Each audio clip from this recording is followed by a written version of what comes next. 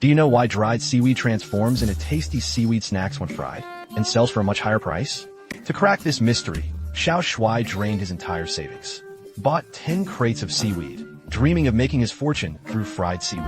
But no matter how he fried the seaweed in hot oil, it always tasted brackish and bitter. After countless failed attempts, he still couldn't achieve the desired flavor. With all seaweed exhausted, he sold his prized computers and game consoles to fund 5 more crates. He resumed frying, enduring oil burns on his arms, never losing focus. Yet again, the seaweed ran out, without a single edible piece. Devastated, Xiao Shuai turned away in defeat when he spotted one last bag on the ground. It had fallen there the previous night, soaked by rain for 24 hours. On impulse, he fried the drenched seaweed, though hope was nearly gone. But when he tasted it, it was perfectly seasoned and delicious beyond belief. In that moment, Xiao Shuai discovered the secret: pre-soaking seaweed before frying. When he sold these perfectly crispy snacks, customers flocked non-stop, expanding his seaweed empire. He cleared his parents' 40 million baht debt and became famous through his seaweed success. This seaweed billionaire's journey began unexpectedly. That 16-year-old was already earning 400,000 monthly through gaming. A year later, he dropped out to learn roasted chestnuts from Chinese vendors, earning 1.2 million Thai baht monthly. 3 years later, he became a multi-millionaire and independently founded a seaweed snack company. By age 26, his seaweed products were exported to 27 countries worldwide, with annual sales reaching 1.5 billion baht. This film is based on true events featuring Thailand's youngest billionaire in history, Yatia Pakapon Winch. You may not know his name, but you've definitely tasted his snacks. Little Boss Seaweed. Let's dive into the story. 16-year-old Xiao Shuai secretly plays online games during class, already demonstrating remarkable business savvy at this young age. While classmates focus on lectures, he acquires 25 pairs of premium combat boots in-game and auctions them at premium prices. When a gold short player proposes offline payment, Xiao Shuai is stunned. He never realized virtual gear could yield real profits. He boldly prices them at 10,000 baht per pair, totaling 250,000 baht for all. Thus, Xiao Shuai earns his first entrepreneurial fortune, becoming a teenage millionaire who buys a luxury car. He boldly parks in the principal's spot when campus parking fills. Facing disciplinary action, he offers a 500,000 baht donation instead. His generosity makes him campus royalty, even winning the heart of the school beauty. But his car purchase surfaces during family dinner. Gambling? His mother gasps. Success must stay grounded, his father warns. Don't waste time on empty dreams. Study hard. Getting into college is what really matters. But Xiao Shuai, having tasted success, wouldn't listen to his parents. He used textbooks as mouse pads, obsessed with making big money in games. But soon his luck ran out, because the game officials discovered his offline transactions. The authorities permanently banned his account. He skipped classes. He missed out on his dream university. Xiao Shuai felt unprecedented confusion and frustration. But soon, he spotted new business opportunities. An idea to profit from price differences popped into his head. Then he went to the wholesale market and bought 500 disc players at rock-bottom prices. He planned to resell them at a markup and make a fortune. But his plan was naive. Only after inspecting the goods at home did he realize they were all cheap knockoffs and none worked properly. Furious, Xiao Shuai confronted the boss, demanding an explanation. But the shady boss said no refunds after leaving the store and mocked him. Blame yourself for being too greedy. Enraged, Xiao Shuai smashed the counter, but the boss slapped him hard. So he fled in panic. His father saw him humbled by reality, and they went home. On the way, his father smugly said, "Business is like war." Then he pulled out a wad of cash, telling him to enroll in a private university.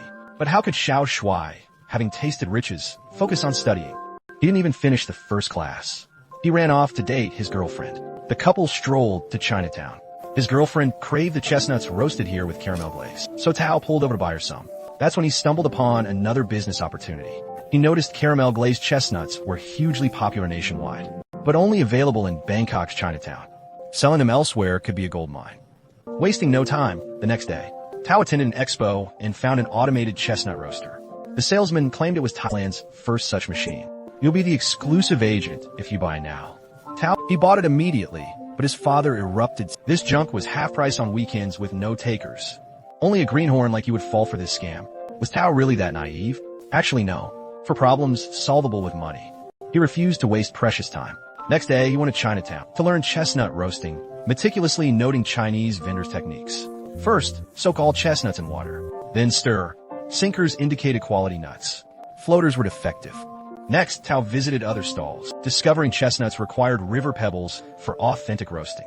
Finally, at Chinatown's busiest stall, he sampled their secret seasoning blend and bought it on spot. Through relentless experimentation, Tao perfected his recipe.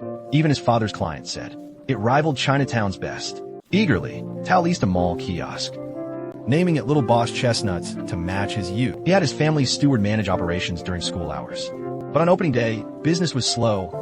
Only 2 boxes sold. He demanded an explanation from his assistant. Maybe I'm not as charming as the girl next door. At this rate, we'll bleed money. So Xiao Shuai hit the night market to study sales tactics. Discounts here, freebies there. But the real eye-opener? Charity collectors, hosted by restrooms, where patrons often toss spare change. Location mattered. He raced. For the parking manager, I need that entrance spot. Whatever it takes to move our stall here. Families will grab chestnuts on their way out. The result? Dramatic. Relocated, the stall boomed. Customers lining up daily. Thrilled, Xiao Shuai crunched numbers. At this pace, opening more branches could mean 1.2 million monthly. Soon, outlets sprouted across the city. His venture stabilized. Then came a mall ultimatum. Your roasting generates greasy smoke. It's staining our ceilings. Fix this or vacate immediately. Xiao Shuai secretly repainted ceilings at night.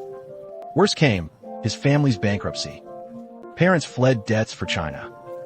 But Xiao Shuai stayed to fight alone. Stay committed to your business. Then repaid. But trouble struck again when paint dripped onto the neighboring shoe rack. Following complaints from neighboring merchants, the mall revoked all his booth licenses. Making matters worse, his father defaulted on debts, forcing their family home into court-ordered auction, crushed by the overwhelming until one day, his girlfriend offered him crispy, fried seaweed. Watching him devour it, Xiao Shuai's curiosity got the better of him, and he tried a piece. He wasn't prepared for what came next. After one bite, he couldn't get enough. He even licked his fingers clean, savoring every last crumb. This sparked a new business idea, selling his own fried seaweed. But soon he faced a critical challenge. Seaweed's shelf life was barely a week before spoiling. How could he possibly overcome this? Scaling this venture required solving this preservation issue. He visited an agricultural university, consulting the head of food processing, seeking solutions for food preservation. Moved by his story, the professor demonstrated a vacuum packaging machine. The secret? Replace oxygen with nitrogen gas to inhibit spoilage. This nitrogen flush method would dramatically extend shelf life while enhancing crispness and flavor. To afford this Xiao Shuai sold his automated chestnut roaster. During their first test batch, the housekeeper fried a sample, only to discover it was unbearably bitter and salty. After wasting 10 cases worth 100,000 in overnight experiments, broke but determined to continue, he sold his original startup computer. The housekeeper urged him to just give up and forget about it. You should return to school early. Finishing your education is the proper path. But Xiao Shuai firmly insisted that the 100,000 yuan was an unavoidable cost. Believe that one day you'll earn back everything you've lost. And so, the housekeeper was once again convinced by Xiao Shuai. However, that evening, just as they received the new seaweed, a heavy downpour began outside, nearly soaking all the seaweed packaging boxes. The housekeeper slipped on the wet ground due to the rain and fainted. Xiao Shuai quickly carried the housekeeper to the hospital, and luckily, it wasn't serious. After the storm cleared, Xiao Shuai resumed frying the seaweed. He ignored the pain, even as splashing oil caused him multiple burns. But time and again, he failed to achieve the desired. Once all the seaweed was fried, he frantically searched through the boxes to see if any seaweed pieces remained. But after a long search, he found nothing, and now he was penniless. The seaweed was all gone. Was this fate's decree?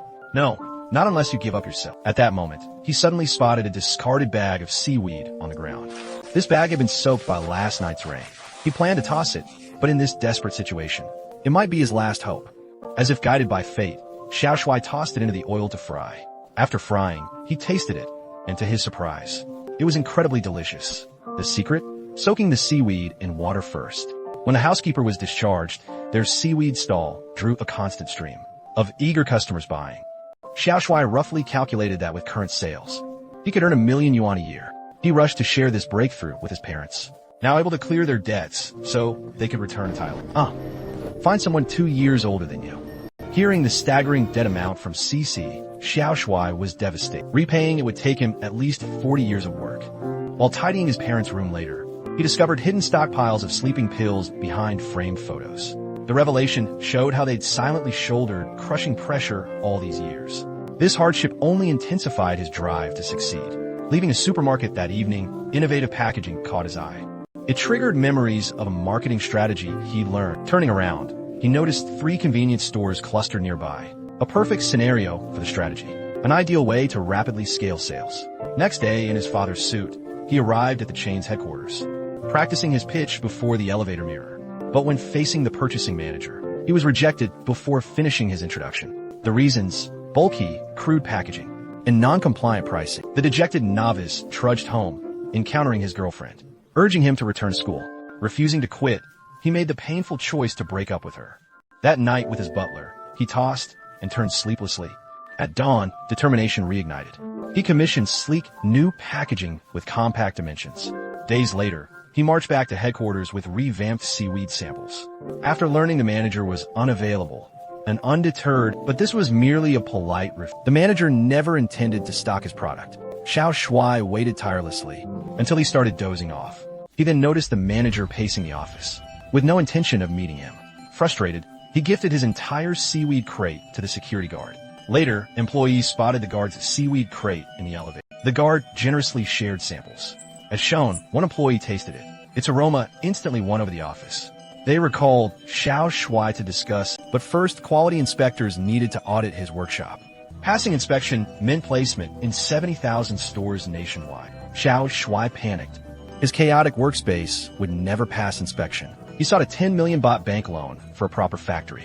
Though moved by his story, the bank manager rejected him, without hesitation due to his age. Desperate, he sold his beloved 3-year companion, his car, to buy a foreclosed warehouse with his last funds. This makeshift factory was his final chance. He personally oversaw daily renovations, completing it just in time for inspection. But an even bigger issue, one after another, the inspector spotted multiple violations the moment he stepped in. Like wet paint on doorknobs. Inside the workshop, flies swarmed everywhere. Light fixtures lacked proper covers. Sinks weren't foot pedal operated. Xiao Shui vowed to fix every issue immediately. But the manager insisted on reconvening for discussion. That's when a housekeeper slipped him an envelope, undoubtedly stuffed with cash, intended to bribe the inspector. Though he'd resorted to this years ago, Xiao Shui now refused. His father's words echoed. True success is never an accident, nor built on shortcuts. Soon he overhauled the factory completely. Workers now wore full protective gear, work clothes, masks, and gloves. When the inspection report finally faxed through, critical sections were blurred by ink smudges. Dashing outside, Xiao Shui squinted against the sun, barely making out 2 words: "Hello, roadman." On delivery day, Xiao Shui wept in the housekeeper's arms for ages. Had I failed now, he choked, I'd have nothing left. Later he called his father, exclaiming excitedly, "You can come home now." Through sheer determination, he cleared family debts in 2 years, founding Thailand's premier seaweed brand, Little Boss. By 26, his seaweed reached 27 countries globally, with 1.5 billion baht annual sales.